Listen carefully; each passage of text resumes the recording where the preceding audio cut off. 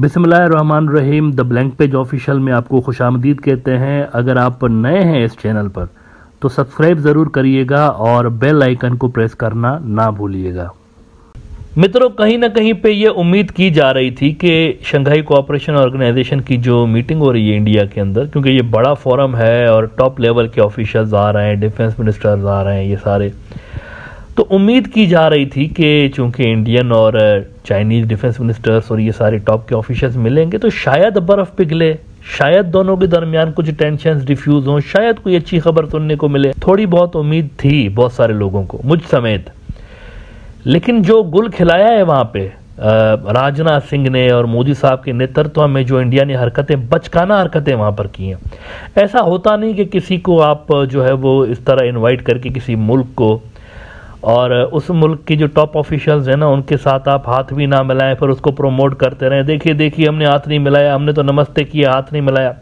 अच्छा, by the way, नमस्ते का थोड़ा सा आपको बैकग्राउंड बता दूं। इंडिया के अंदर बड़ा मशहूर है ना नमस्ते करके और मिल रहे होते हैं, अपने ही हाथ जोड़ के। आपने देखा होगा किस तरह से मिल रहे होते हैं, नमस्ते करके, हाथ दोनों जोड़ के। आपको पता है इसकी शुरुआत कैसे हुई थी? मतलब नॉर्मली आप देख रहे हैं कि लोग आपस में जब मिलते हैं ना तो या तो गले मिलते हैं, हैंडशेक करते हैं। सारी दुनिया में आपको इस तरह की चीज़ें नज़र आती हैं। इंडिया शायद दुनिया का वो वाहिद खित्ता है, रीजन है, जहाँ पर नमस्ते करके मिलते हैं। फिजिकली दो जो मिलने वाले होते हैं एक दूसरे को टच नहीं करते, दूर से ही जो है ना हाथ जोड़ के खड़े हो जाते हैं। तो आपको पता है ये चीज़ कैसे ओरिजिनेट हुई है? बहुत सारे हिस्टोरियंस ने इस पर तफ्तीश की है, बाकायदा इस पर इन्वेस्टिगेशन, रिसर्च हुई है कि ये कैसे ओरिजिनेट हुआ इंडिया के अंदर नमस्ते का कल्चर। तो वो इस नतीजे पे पहुंचे कि जो शुरुआती बहुत साल पहले की, अगर हज़ारों साल पहले की आप पेंटिंग्स कहीं देखते हैं या मूर्तियां देखते हैं तो वहां पर नमस्ते नज़र नहीं आता। लेकिन आर्यन इन्वेजन के बाद की जो एरा है ना, वहां पर हमें ये चीज़ नज़र आती। और चूंकि ये जो कास्ट सिस्टम था वो भी आर्यन इन्वेजन के बाद शुरू हुआ यहाँ पर इंडिया के अंदर, पहले नहीं था। और मोस्टली जो नॉर्थ इंडियंस हैं वो आपको पता है आर्यन नस्ल के हैं, जो कि बाहर से यूरेशियन रीजन से यहाँ आए थे इंडिया के अंदर, आउटसाइडर्स हैं ये भी।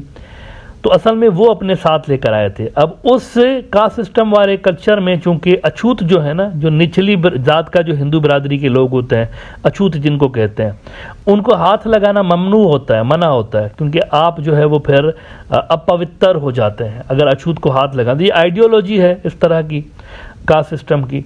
तो फिर वो पाक और शुद्ध उसको किया जाता है, दोबारा से वो नहला धुला के और ये सारा कुछ।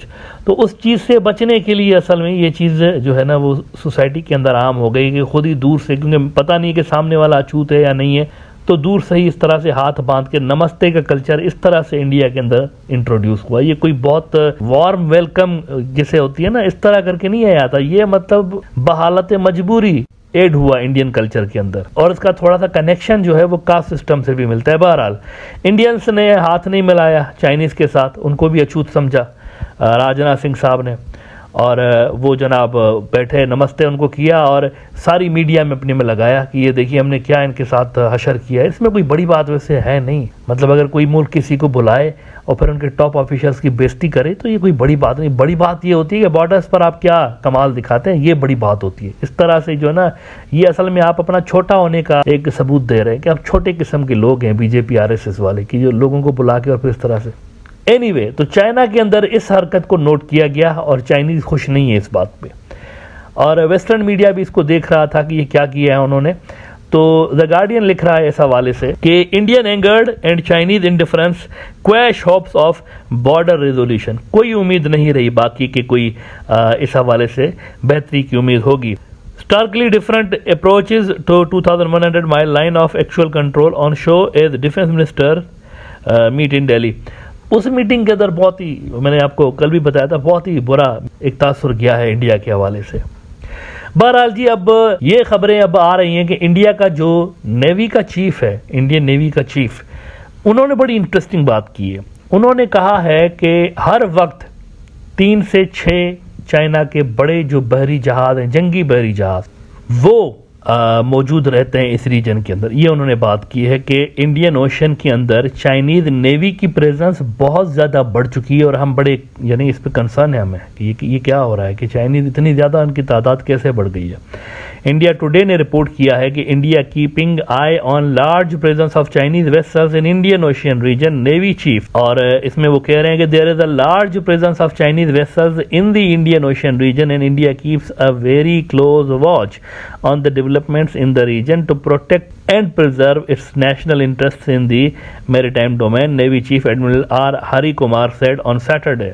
अच्छा, पाकिस्तान का भी यहाँ पर नाम आ रहा है। एडमिरल कुमार कह रहे हैं कि the Pakistan navy is modernising itself at a good pace and seeks to become a 50 platform force in 10 to 15 years and they are adding new corvettes and frigates to their fleet।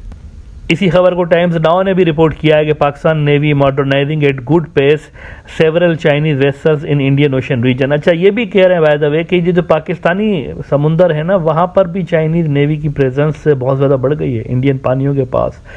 इसका मतलब है कि navy के अंदर इंट्राऑपरेबिलिटी नज़र आ रही है। Indian navy जो है ना, उनको इंट्राऑपरेबिलिटी गहरी होती हुई नज़र आ रही है। पाकिस्तानी नेवी और चाइनीज़ नेवी के माबैन ज़्यादा, पहले से बहुत ज़्यादा दोनों के दरमियान उनको कोऑपरेशन नज़र आ रहा है और उसके चलते वो कह रहे हैं कि पाकिस्तान अपनी नेवी को तेज़ी के साथ मॉडर्नाइज करता जा रहा है। अब ये 1-2 रोज़ के बाद खबरें आ रही हैं। ये जो कुछ भी ड्रामेबाजी की गई ना वहाँ पर SCO इजलास में, उसके 1-2 रोज़ के बाद नेवी के जो चीफ हैं वो ये बता रहे हैं कि हमारे ऊपर दबाव है पानियों के अंदर भी।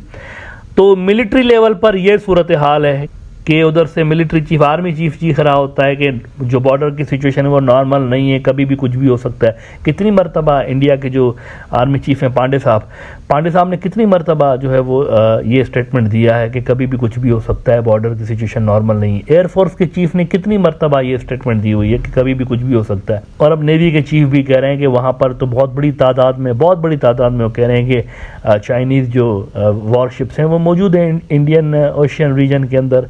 लेकिन पॉलिटिशियंस को कुछ फ़र्क ही नहीं पड़ता है इससे। इंडिया के जो पॉलिटिशियंस हैं उनको लगता है कि फ़र्क ही नहीं पड़ता। उनको पता है कि हमारी फोर्सेस जो है वो इतने कैपेबल नहीं है लड़ाई करने की, 2 फ्रंट्स पे ख़ास तौर पर। लेकिन फिर भी आप देखें कि हाथ आए हुए मौक़ों को वो इस तरह से गंवा रहा है। ये SCO बड़ा शानदार मौका था इंडिया के पास, कोई अच्छी ये वेलकम करते इनका, कुछ अच्छी बात होती वहाँ पर तो शायद चीज़ें जो थी वो कुछ बेहतर हो सकती थी। देखें, चाइना ने उनका मीडिया ने वहाँ से सिग्नल्स क्या दिए कि हम जो है ना नॉर्मलाइज्ड बॉर्डर मैनेजमेंट की तरफ बढ़ रहे हैं। कई बार उन्होंने कहा। इधर से ये जो इंडियन डिफेंस मिनिस्टर ये बयानात दे रहे थे। और अच्छा, ये जयशंकर साहब का देखिए, मैं हैरान हो गया जयशंकर साहब की हरकत पे। ये पहुंचे हुए हैं जनाब डोमिनिकन रिपब्लिक। अब आप सोच रहे होंगे ये डोमिनिकन रिपब्लिक कहाँ है। आपने वेस्ट इंडीज़ सुना होगा, क्रिकेट देखते होंगे। वेस्ट इंडीज़ का जो मुल्क अक्सर उनके साथ मैचेस होती हैं, इनके जो हार्ड हिटर बैट्समैन होते हैं वो तो बड़े मशहूर। एक ज़माने में इनके जो फास्ट बॉलर्स थे बड़े मशहूर होते थे, बड़ी तेज़ बॉलिंग कराते थे। पाकिस्तान के अंदर इनको काली आंधी कहते थे। पाकिस्तान के अंदर इनकी बॉलिंग की स्पीड बॉलर्स कितनी ज़्यादा होती थी कि उस वजह से निकनेम इनके ऊपर पड़ गया काली आंधी। तो वेस्ट इंडीज़ जो आप सुनते हैं ना, ये वेस्ट इंडीज़ कोई मुल्क इटसेल्फ नहीं है, ये बहुत सारे जज़ायर का एक मजमुआ है जो कि कैरेबियन का जो रीजन है वहाँ पर है।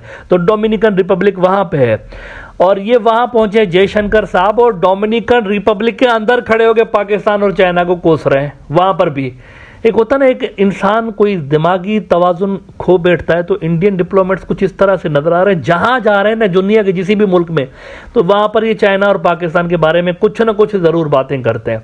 अब डोमिनिकन रिपब्लिक में चाइना को लाने की क्या जरूरत थी, उनके खिलाफ वहां बैठ के क्या बात करने की क्या जरूरत थी। और मज़े की बात बताऊं, डोमिनिकन रिपब्लिक वो मुल्क है जो कि पहले ताइवान को तस्लीम करता था, चाइना को तस्लीम ही नहीं करता था। अभी 4-6 हफ्ते पहले ही उन्होंने ताइवान को छोड़ के चाइना को उन्होंने एक्सेप्ट कर लिया और चाइना के साथ उनके डिप्लोमेटिक रिलेशंस बढ़े। तो चाइना के साथ तो उनके टाइज गहरे हो रहे हैं और आप वहाँ बैठकर ही चाइना के खिलाफ जो है वो बात कर रहे हैं। तो डोमिनिकन रिपब्लिक वाले खुद भी परेशान होंगे कि किस किस्म का बंदा है। हमने इसको अपने मुल्क में अगर दावत दी है तो ये इधर आके यानी चाइना के खिलाफ, इसलिए तो हमने थोड़ी बुलाया था इसको कि इधर आके तुम चाइना के खिलाफ बात करो। तो ये उन्होंने वहाँ पर अजीब सी हरकत कर दी है। मेरे ख्याल से ये इनको अवॉइड करना चाहिए इस तरह की चीज़ों से। दुनिया के मुख्तलिफ मुल्कों में जाकर अगर आप चाइना और पाकिस्तान के खिलाफ इस तरह से स्टेटमेंट्स देंगे तो इंडिया की अपनी पोजीशन खराब होगी, ये नहीं इनको करना चाहिए। बहरहाल जी, तो SCO की मीटिंग फेल रही और वो जो थोड़ी बहुत उम्मीद थी कि कुछ बर्फ पिघलेगी वो भी नहीं हुआ और सोने पे सुहागा ये हो गया। ये जो इंडिया के डिफेंस मिनिस्टर और फॉरेन मिनिस्टर जो हैं वो दुनिया की हर फोरम पे जाके और इस तरह की ऊट-पटांग हरकतें कर रहे हैं, इससे इंडिया और चाइना के मामलात मजीद खराबी की तरफ ही बढ़ रहे हैं।